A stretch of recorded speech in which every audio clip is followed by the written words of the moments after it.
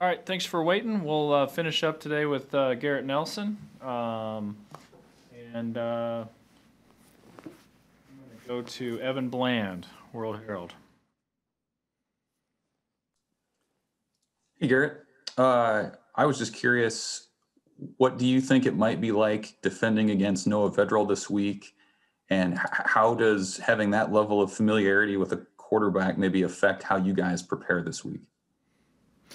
It doesn't really at all. I mean, it's just like practice last year. I mean, you go against high-level quarterbacks like we do in practice. I mean, it's gonna be fun to poke fun of him once in a while. You know, if he does play and we hit him or get him on the ground or get a sack or something. I mean, it's always, it's competition. So you want to knock his helmet off during the game, but after the game, I mean, it's all love. We love him to death. So I'm glad he's doing well. But it'll be fun. It'll be interesting. Just like any other week playing against another quarterback. What's your scout of him, having seen him so often in practice? No, I mean, it's a little trippy, but it'll be like I said, it'll be fun. I mean, we're preparing just like any other week and preparing to get after him and get him to third downs and see if we can't get him on the ground. Andrew Ward, KLKN. Hey, Gary, before I get to my question, it's hard to see in the Zoom. Are you missing a tooth right there? Yeah, I'm missing 2 teeth. Is that from the game on Saturday? That was from Penn State, actually. Okay, how did that I've happen? been playing.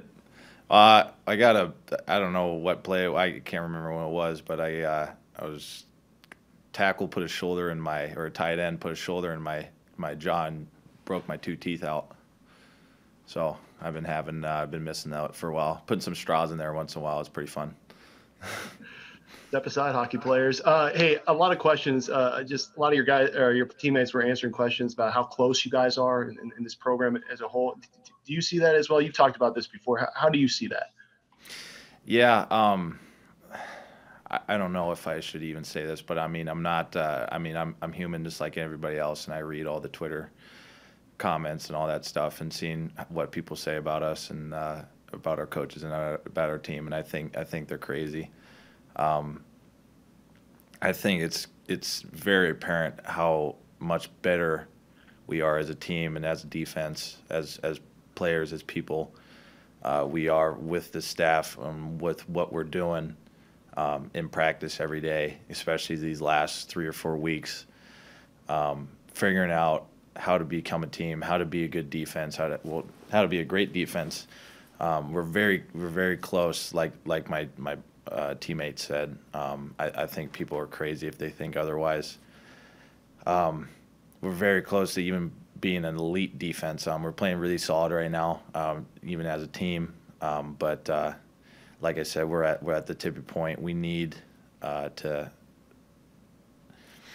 I mean, more detail oriented, just pushing it to the next level. How can we get better? How can we get better? We're getting better and better. How do we push it and keep pushing the envelope so we don't get complacent? I think is the next thing. Like my team would say, we're really close. I'm really excited to keep pushing the envelope. Parker Gabriel, Journal-Star.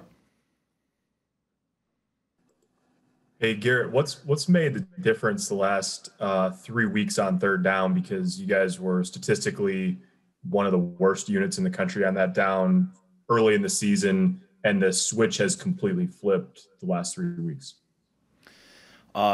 It's insane to me. It kind of amazes me every day at this level of football how much details and little things do matter.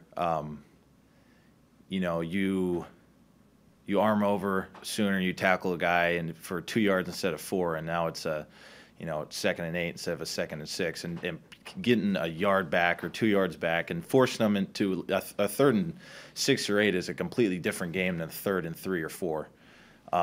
Being better with those details and knowing how we fit and being more aggressive and just kind of understanding our defense better and honing those little details down has been a major component to that, and getting teams into 3rd and 8s or 3rd and 6s and longs and things like that. getting better in practice and making sure that third downs are money down, and that's where defenses rise to the next level, is getting teams off the field. So honing in on those things and getting teams into third and long situations where there's a good chance we get off the field has been a big component. Back to Evan Bland for a question.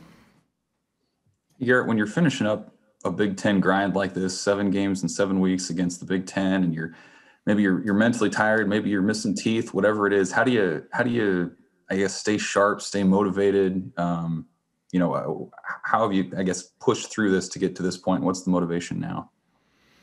The older I get, the more I realize it's not really the situation you're in, it's the people you're with.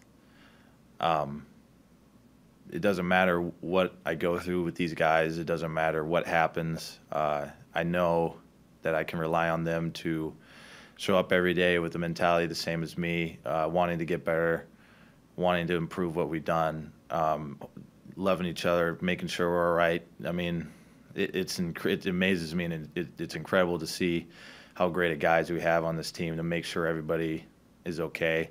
Make sure everybody is like, hey, you're doing all right. We got to get going at practice. Like checking everybody and holding everybody accountable to stay mentally locked in and be ready to, go attack meetings, go attack practice, go bring meetings to, keeping everything organized and keep your mental focus in the stadium than, somewhere outside or thinking about some other things or, man, I'm tired, man. Everybody's tired. So nobody feels bad for you. We gotta stay locked in, and it's awesome to have teammates to do that for you. How much they love you. Steve Sipple, Journal Star. Garrett, why do you think that part has gotten so much better in the last year? I mean, why do you think that is?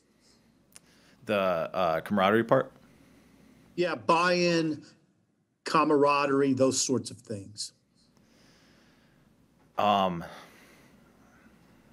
It's kind of been magical to watch how the mental mindset of guys have changed, the belief in what we're doing and what they're seeing, how we're playing. It's having that belief and looking around and looking at the guys and be like, I mean, football, Coach Dawson, we had a meeting after practice on the field, and it stuck with me. Football is special in the sense of these are the guys that you're going to be, talking to your kids about for 40 years. I mean, there's no other sport like it. You look, you're going to remember the Simon Otis, you're going to tell people, you're going to tell everybody about them, and football is special like that. And realizing that these are the guys that you're going to have, and these are the dudes that are going to have your back no matter what, having that mindset and having that belief, you start to be around each other more. You start to care about each other more. You play with each other. You love the energy. You love the excitement. And living in that kind of shifted the mindset in this whole year of being with each other constantly, especially through all this weird year, these trying times. The love for one another definitely where it was expressed, and it has been and will continue to be expressed for a very long time, especially during this year. And it's been awesome to be around all these guys during the year. And I don't know what it was, but I think it was just the belief and the mindset that these guys had every day in the shift. Sort of shifting gears, did Minnesota, Garrett, surprise you at all? I mean, considering they were down 33 guys, did they catch you by surprise at all with how efficient they were? No, I mean, we knew they were one of the best, if not the best, rushing offense in the Big Ten, and probably top whatever in the country. We knew that going in, and besides, I think it was 3 runs. I think we did really well. I held them. Besides those 3 X runs that they broke out, I think we held them under 100-some yards. So, like I said, those details that we hone on every week do matter. They obviously get brought up in these games like these big games. I mean, a Big Ten opponent's a Big Ten opponent. We're one of the best conferences in the country, so you can't just breeze by everybody, and we know that, and we tell each other that every day, every week, and we knew that going in. Okay, thank you. Yep. 2 more quick ones for Garrett. Mitch Sherman, The Athletic. Hey, Garrett, I asked Ty Robinson about this. Would like your opinion too on potentially playing another year with these guys on defense, these seniors. Have you gone to any of those guys and expressed that, you'd like 12, 13 more games with them? They all know it. I don't have to tell them. They feel that like I said, the love that we have for them and the appreciation we have for them, and they know how good we are now and how good we can be if they stick around for another year. And if the time's right with different guys expressing that, but I know that every single one of them feel how much they mean to us and how much we would love them to have them back. Coaches expressed it. I think we've all expressed it in our own way, but they definitely have the vibe of what we want as players. How do you view it yourself? I mean, do you look at this like, I got 3 years left after this season? Or, I mean, are you like, hey, I'm a typical junior next year? I'm just curious for an underclassman, like how you view this this eligibility freeze. I'm just playing football. I don't know. I'm just going. I mean, yeah, no. I mean, I'm just happy to be here, man. Playing football, having fun. Trying to make as much as possible every game, every week, every practice. So, haven't really thought about it. Finish up, Garrett, with Andy Kendi.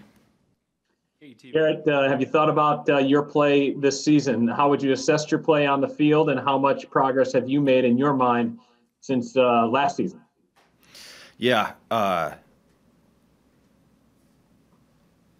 Compared to last year, as a player, I feel like I've improved a ton. I'm nowhere near where I want to be as a player and as a person, but I've definitely improved, and I believe it shows on the film and on the game on Saturday or Friday or whenever we're playing.